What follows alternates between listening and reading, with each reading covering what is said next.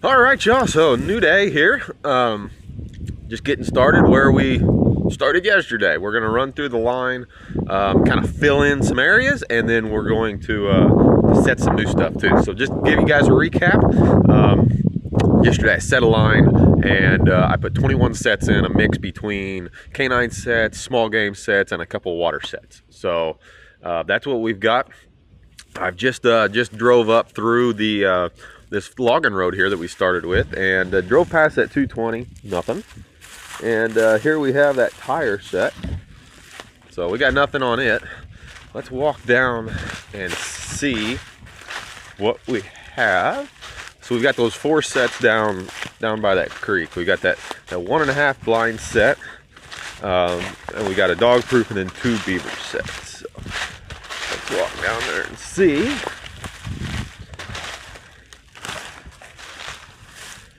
All right, so not too bad here. All right, so I got a beaver down there. For some reason, he did not make it down the end of the drownder. So definitely held in that big trap, but did not make it down to the bottom of the drownder for some reason. I don't know. Maybe he pulled up. You just never know. Anyway, that's cool. We'll come over here and big catch circle.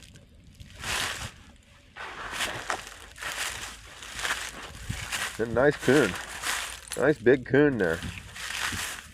So, you can see he's held right there. He's hiding from me. Nice coon in that dog proof there. And then there's our other beaver set down there. It looks untouched and undisturbed. So, that's cool. We are 2 for 4 out of this, so that's pretty good. Off to a decent little start today. All right, so let me go get some equipment here, and we'll get these guys dispatched and have a look. I'm curious to see what happened with that beaver. Like I said, sometimes they go down the drownder, sometimes they don't. He may have pulled it up too. That may have been a hard bank, and he may have just pulled that. That was just a rotor, so doesn't matter either way. Held him. All right, so let's investigate there. That's a big beaver. That's a big beaver. So he may have just pulled the drownder up, you know. Like I said, sometimes you get them big ones and they can just pull that drownder up. It's kind of situational. So like I said, usually the brake rotors are pretty good weight for me, but in this instance, but that's a big beaver though. We'll weigh him, but that's upper 40s at least. So anyway, let's check him out here. He got a little tangled up here, but it held him nonetheless. So yep, so that's what happened right there. He made it down to the bottom of the drownder. However, he just was able to pull it up. That bank right there, really hard bank, so not that big of a deal at all. Not too concerned with that. So we'll get this guy kind of untangled. He got a little tangled up there with all the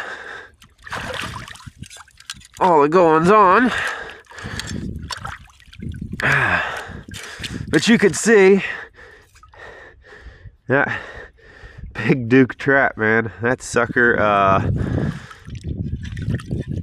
that's a big foot, right? And that held him perfect. So we had a great back foot catch. The catch was great. That's just a very powerful animal.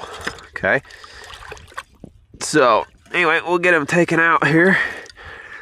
All right, so there we go. There's our catch. Put that 5-gallon bucket next to him for size comparison there. That's a good animal. Like I said, not all concerned at all with the way that it happened. It's just sometimes that does happen. And this is this is what happens on the line. We got him though, we held him, right? So he wasn't going anywhere. And I know there's a common misconception that cables are, you know, one-time use, but I think if it's going to speak for anything, I think it would be this one right here, because that beaver did not go down. He went down the drounder and pulled the weight up.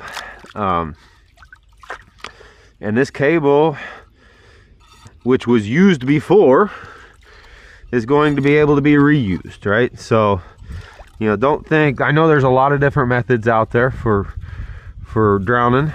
Like I said, I like the cables just because of the ease, but there we go. Take just a second. You can see that cable is going to be able to be used again. Got a little bit of a twist in there, but that'll be able to, that critter will be able to pull right down that grounder. Again, we'll reset it. There's nothing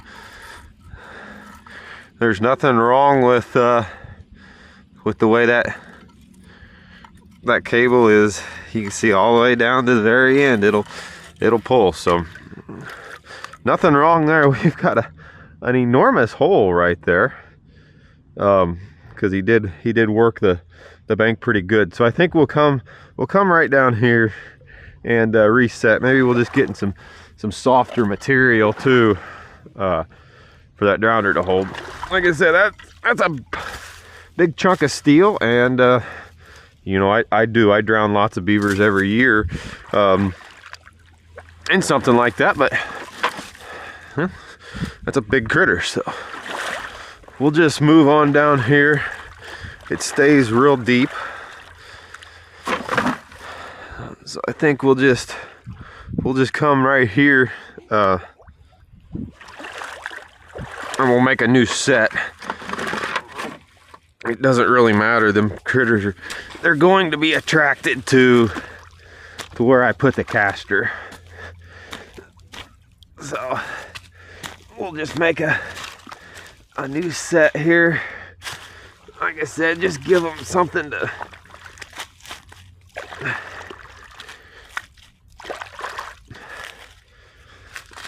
focus in on.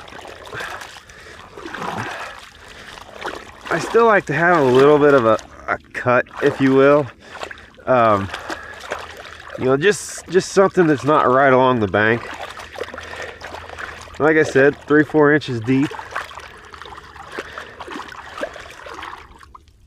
So back foot catch on that guy, which means, you know, I set the trap basically for a front foot catch and I missed him. So I think that speaks volumes on why I try to set for the front foot, because if you do miss them, you've still got the option, you know, to get them by the back foot. So I don't know, like I said, teach their own on this deal here, but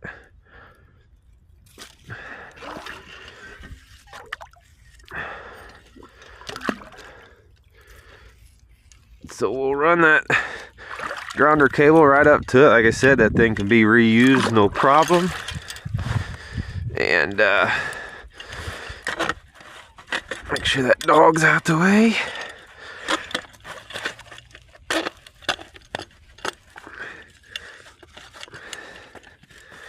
And reset that trap.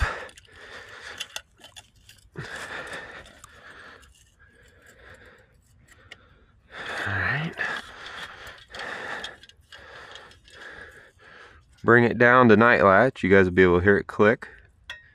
Okay, there it is right there. Set it like so. Again, I like to kind of set them, make sure I've got, there we go. Make sure things bedded really good right there. And There we go. Take our drounder.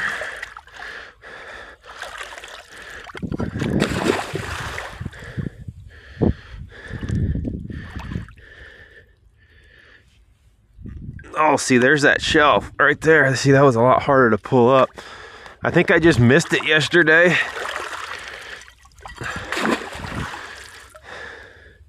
Which, like I said, it's not that big of a deal. But that cable's good and tight right there. We'll do exactly what we did yesterday here. Take a green stick and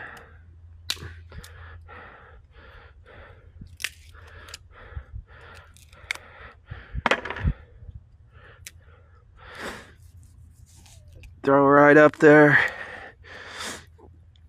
Just give a focal point to it.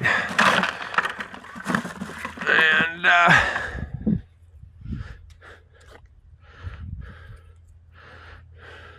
little bit of caster. You know, this is all right. Trap is reset. Ready for another catch. Oh, now I gotta pack him way up the big hill.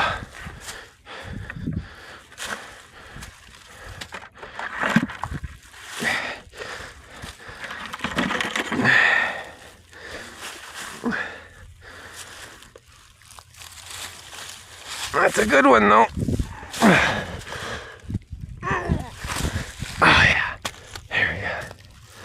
That's a good one.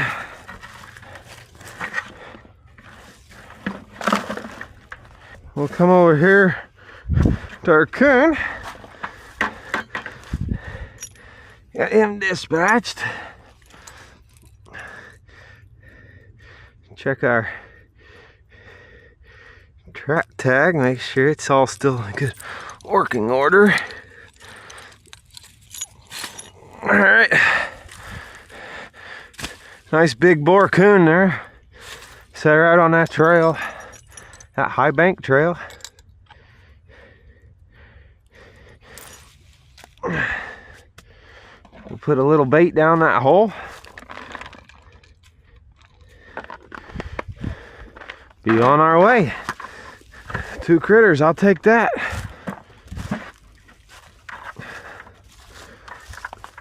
All right, so we're down here checking this other location here. This is the area that I put the dog proof in on the big deer trail right off the road.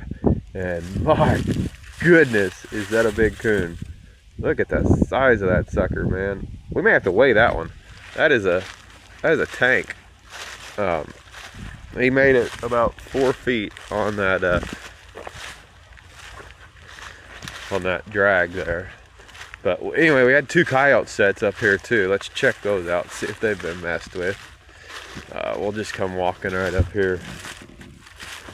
Doesn't look like either of those were touched. So, nothing in the canine sets, but that is a 3, maybe a 4XL. That's a big coon right there. Anyway, he got kind of tangled up there in the sticks, so we'll get him taken care of quick and move on. All right, take this stick. So he made it about 6 feet or so.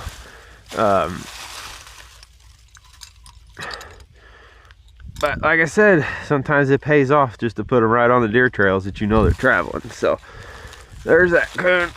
That may be the biggest coon that I've caught this year. I may actually have to weigh that sucker whenever I get home, because that's a good one. So anyway, there he is right there. We'll throw him in the truck, get on down the road. All right, so there we go. Nice big coon, like I said, right on a deer trail. First night catch, but pretty happy so far. We'll put some fur in the truck. Pretty happy. So, all right, let's mosey on down and keep checking here. I got a few sets that I want to put in as we drive through, but so far, pretty happy.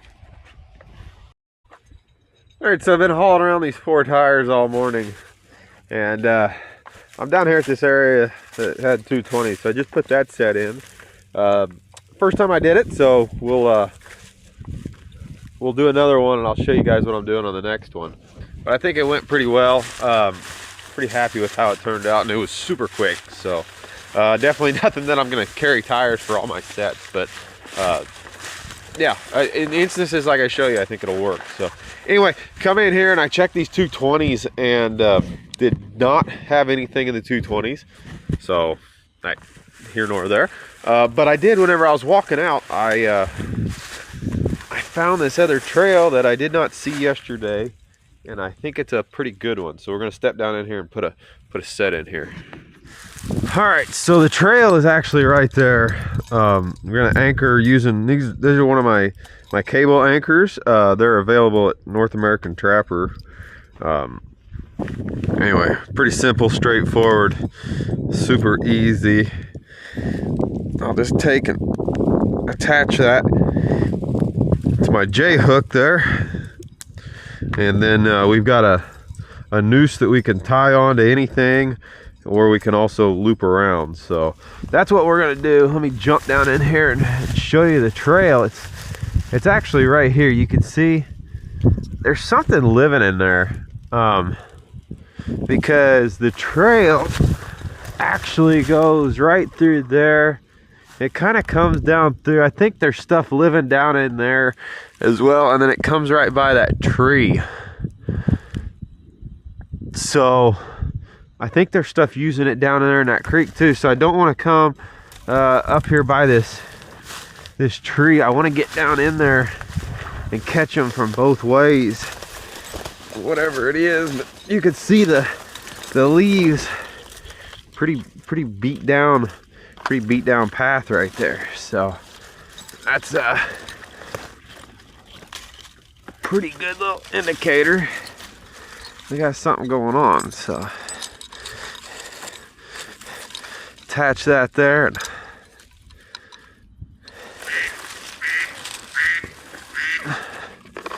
put our bait in, answer our phone, but there's our set.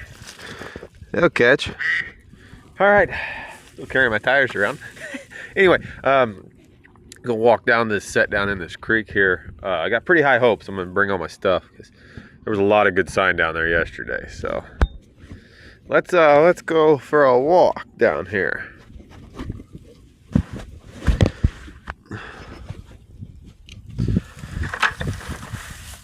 This was there was nothing in that 220 over there. And like I said, these edges sets, you know, critters got to be moving good to get to them, but don't get discouraged if you're not catching stuff on first night. Jump over that. What happened? What happened here? Something happened here with our set. So this trap is tripped. Nothing in it and nothing set. So if I had to guess, that's a deer. There's a deer that did that.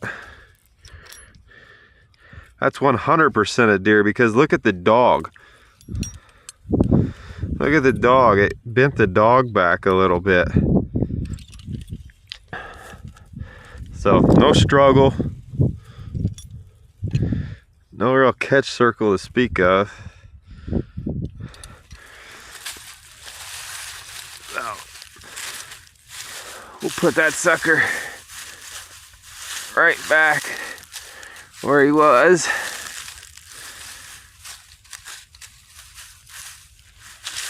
Let's see if we can't catch it again. There's no real catch circle here. So I'd say it was a deer stepped on that sucker. Happens, y'all. Don't get discouraged. Alright, so let's drop down here into this creek. And let's see, I see one trap's missing. The one that we set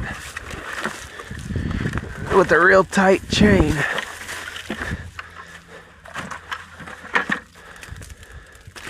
So we got one coon out of it.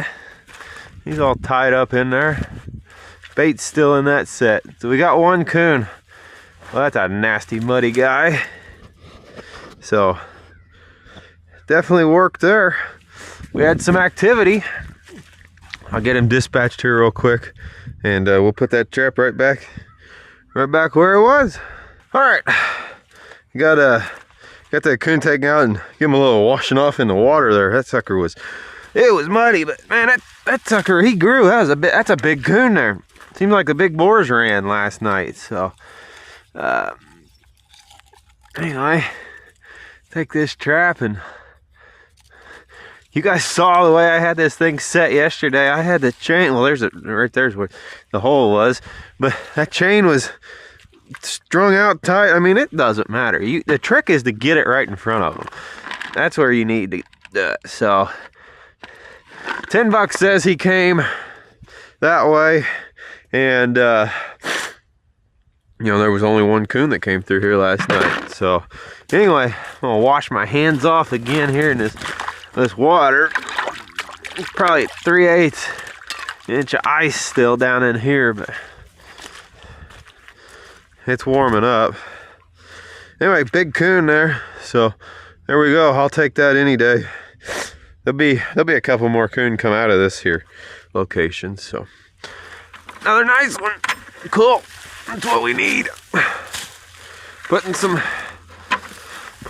fur in the back of the truck. It's a big one.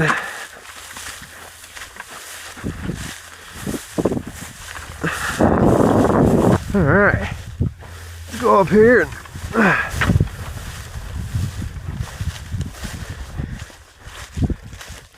make a couple more sets.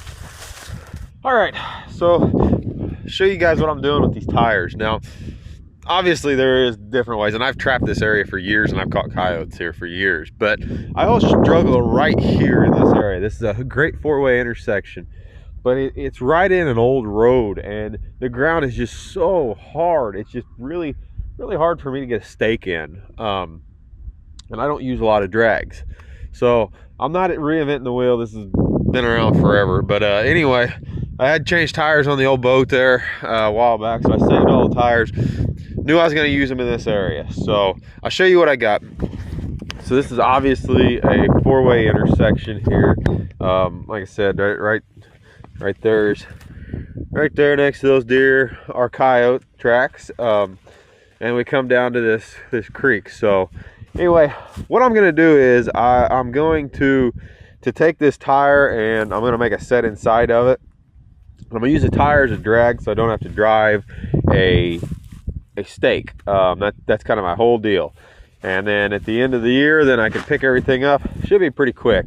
Plus, it's kind of neat to try stuff out. So that's what we got going. So the one I did down there, it seemed like it went in pretty quick. So like I said, right here on the sign, I'm just going to take it. I'm going to dig a bed. This is I think this is going to be a quite weatherproof set as well.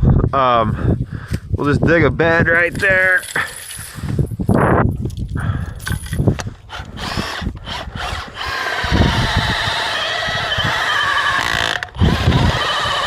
We'll put a hole.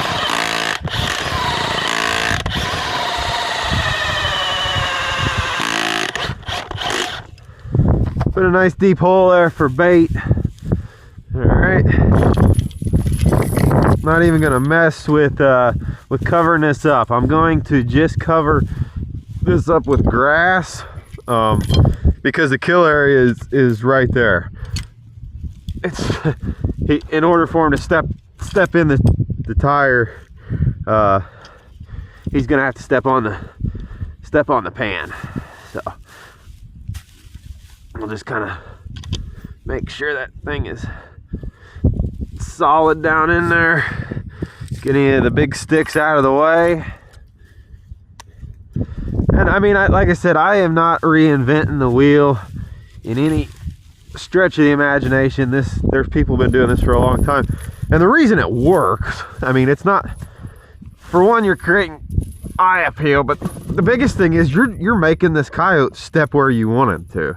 He's got no other option if he wants to get to the hole other than to step inside this tire. That's the reason that it works. But for my instance here, I'm just using it for the drag aspect of it. So I got a quick link there. I got 5 foot of chain attached to my anchor. So we'll just set that. If you guys can see that. Set that right there inside that. Kind of cover that chain up. It's not gonna matter. That's silver chain. It's come. I don't think it really matters. We'll take some of this grass here, and I'm just gonna cover the trap up with grass just so it's not exposed. But I mean, you can see, like, he can't put his foot, if he's gonna step down in there and get at that bait, he's gonna have to step on that trap. I'm not gonna worry about packing it in. This is just kind of a grass set, if anything.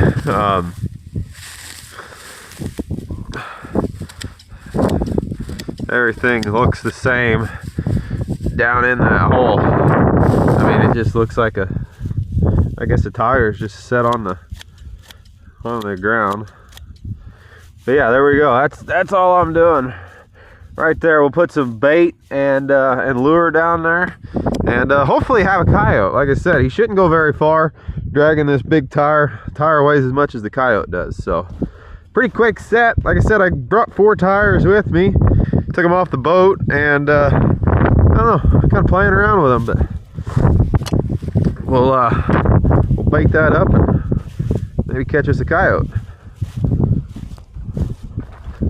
All right, so I also did put one of my traditional step down sets right there. I don't know if it shows, but whenever you do these sets, if you drill your hole kind of more horizontal rather than vertical, you can see how, in order to actually get down in there and see down in there, that coyote's got to step down in there. So I don't know, that's one kind of little tip, I think, for making those step down sets. That's a great set. If I leave that set here long enough, it'll catch. So it's just if and when the coyotes move through here. So all right, I got one more area up here I found. We're gonna put a blind set 1.5 in. I got some coons going down into that culvert, so we're gonna grab a 1.5 and do that quick.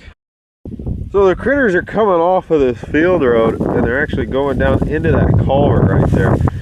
And there's a bench right there, so I made that bench a little bigger, put a 1.5, embedded it right there, and that's where they're diving in. So got it anchored off with one of my cable anchors, that big piece of steel there.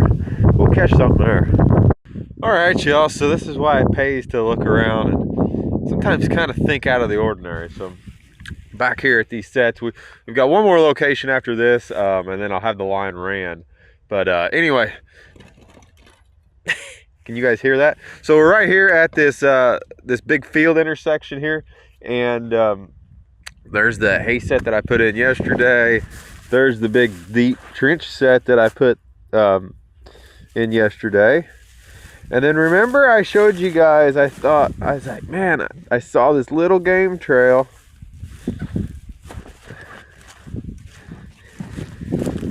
And dude is way back up in there. I can't even get him up in there. His head was poking out whenever I come up here. So blind set, that blind set for that coon. There it was. Boom. I mean, you guys can kind of see. I'll pan around. You guys can. There are no trees anywhere, right? But that doesn't mean a lot, you know. These coons will go a long ways away. I've seen it, and right there's proof in the pudding. I would say it's hard for you guys to tell with the camera. I'd say the nearest tree is 1/2 mile away. So yeah, let me get that coon drug out of that culvert there, and we'll have a look-see at him. But yeah, blind set, no bait. Hey, little things like this, man, you start adding a bunch of these up in your line, and you can start really putting some fur in the shed. So looks like a good coon too. All right, that was a little bit of a challenge. Oh, boy, that's a big coon too. My goodness, they're all big today. All big boars. It's all wet. Perfect front foot catch. No damage whatsoever there. Like I said, right here in this little blind set right here.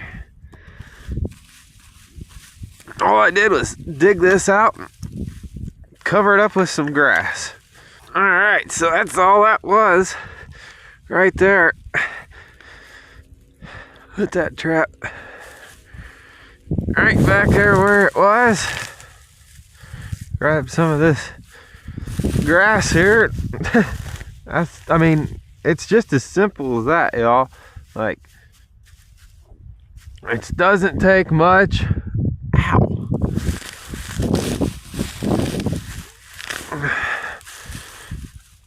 Make a little pile there, just so where they are forced to kind of, you know, you can see that coon there. He's gonna step in between these two piles, and he's not gonna deviate from the trail. Okay, he's walking that trail. He's walking right down. Bam. I mean, it's all, like I said, that's all what it is. It's pretty simple stuff, but there we go. Another nice coon. There's some water over there. We'll see if we can't rinse him off here. Give him a little bit of a bath here. Pretty dirty. Another boar. You know, I don't think the coons ran great last night, but everything I've caught today has been a boar. So if we can get them good running, got some cockerburrs in them. Usually you get them out here in this big cornfield. Another big coon, man. You can see the trail come on right there where them guys are going. There's our coyote sets. Maybe they'll produce.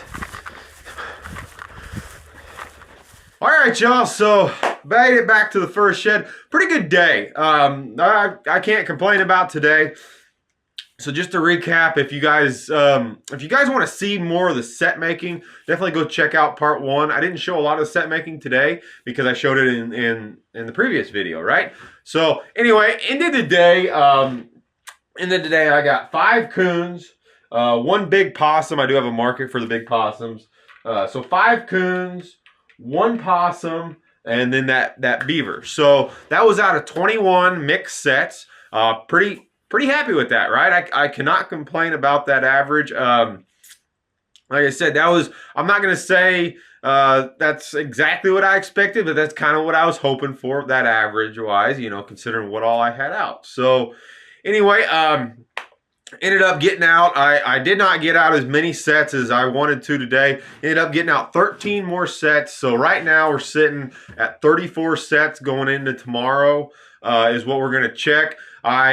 I went to a new area, and I went to 2 new areas actually to set. One area was a big fence row like you guys had saw before. It had been taken out over the summer, so that was kind of a bummer. And then the other area that I went to, there just wasn't enough sign there for me to set. So that did burn up a lot of time today. You know, for those of you wondering, so everything that I'm trapping is all private ground that I've gained permission to trap on, okay? I don't own any of the ground that I trap on. It's all by me going out, knocking on doors, and getting permission. So, you know, although I try to keep my loop as tight as possible, you know, sometimes, you know, you got to drive a little bit to do this, and, you know, it adds up quite a bit. So, like I said, didn't quite get as many sets out as I wanted to today. But we're going in tomorrow with 34 sets. We're going to have a good day tomorrow. I got another area in mind. We're going to punch in several sets. I'd like to get in another probably 25 to 30 sets is what I'm hoping for. If I can get another 20 in as far and check everything, I'll be happy. That'll put us over 50 sets that we'll be checking. So that's kind of my goal. We've got rain coming in, not tomorrow, but the following day. So what I mean by rain is that means there's a front coming through. And that is the night that really everything's going to move. I have a strong feeling that stuff is going to move by that front. I keep talking about it, and you know, I think a lot of people are under the assumption that these critters are moving every night. And that simply is just not the case. And it's one of those deals where you just have to be trapping for a long time to really kind of understand that. And understand that, you know, these critters, especially you get in where it's warming up, those critters don't have to move every night. They're not like humans where they got to eat every 3 hours, right? These things can go a couple of days without eating. So if they just want to hole up and not waste the energy, that's what they do. And you'll see that. Big frontal changes seem to really get them moving because, you know, they know it's going to get colder in the wintertime. At least my opinion of it. So that's what we got going in tomorrow. I do want to weigh this big coon here I got today. I think he may be the biggest one so far this year. So I've got my scale set up here, and that's a pretty good coon. So let's see. I got just a piece of dandelion on it, so it doesn't weigh anything. And we'll set him up here. See what he weighs. Stop it right there. It's holding in.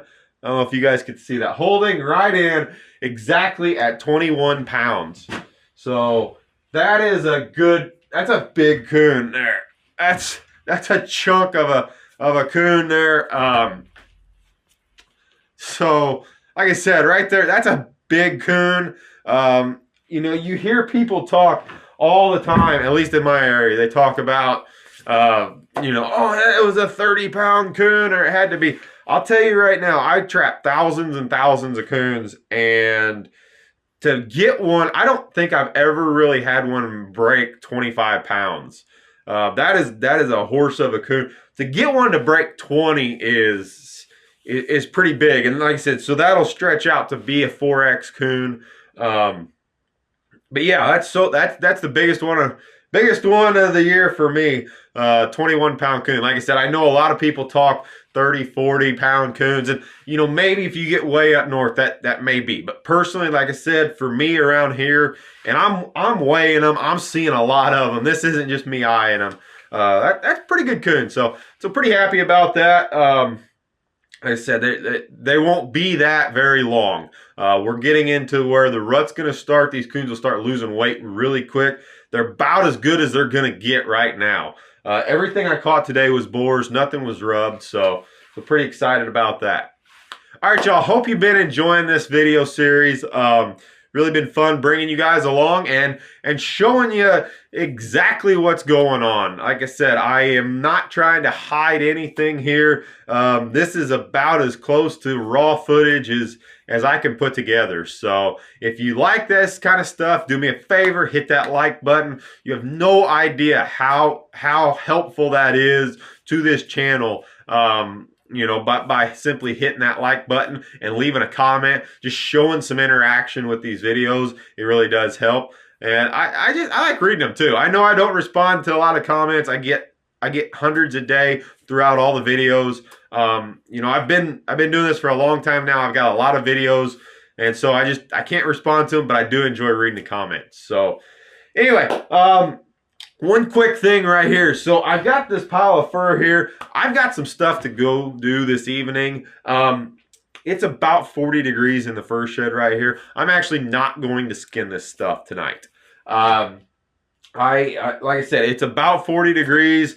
You can see everything here. There's about half the stuff's wet, about half the stuff's dry. So you can see I got it all laid out on tables, and I've got everything with the back down. And I'm going to leave this stuff till tomorrow. To be quite honest, there is only about a half hour's worth of work for me to do here. I mean, You know, you got 5 coons, a beaver, and a possum. That will not take me long to skin. And to be quite honest, I don't want to light a fire. I don't want to light a fire, warm this fur shed up for that little bit. I've got some other things I need to get doing tonight. So, you know, I get a lot of questions on how long you can wait. And, you know, if you are to pick a thing to let set, you know, the fat is what will keep that thing from slipping. Okay, so coons, beavers, your real fatty critters, it's not a problem to let them sit, you know, till the next night. If you've got things going on with your kids, you know, you got something going on that you need to do, don't worry about it. Obviously, you get to it as quick as you can, but it's not a big deal if you need to let this stuff set. You know, to be honest, I've let coons sit 3-4 days in the cool, cold weather, and they were just fine. Like I said, what it is the fat is what holds that decomposition from getting to the hide. Now, if this was canines, I honestly would not wait. Our canines do not hold fat at all, and canines have very strong digestive juices, which will leach out of the body, leach out of the carcass, and could potentially cause you some green belly or slippage of the fur. But this stuff here, as you know, they got that big thick layer of fat on them. It's not that big of a deal. So, like I said, that's what I'm doing. I get questions on it all the time, and like I said, I don't want to you know, promote lengthy skinning times. But if you need to let it sit a day or two, I'm hoping tomorrow we'll have a good day tomorrow, and then I'll have a nice big pile of fur that I can justify coming out here and skinning all at one time. So anyway, that's what I got going. Hope you guys are enjoying this. I'm signing off. As always, appreciate the view. See you on the next one.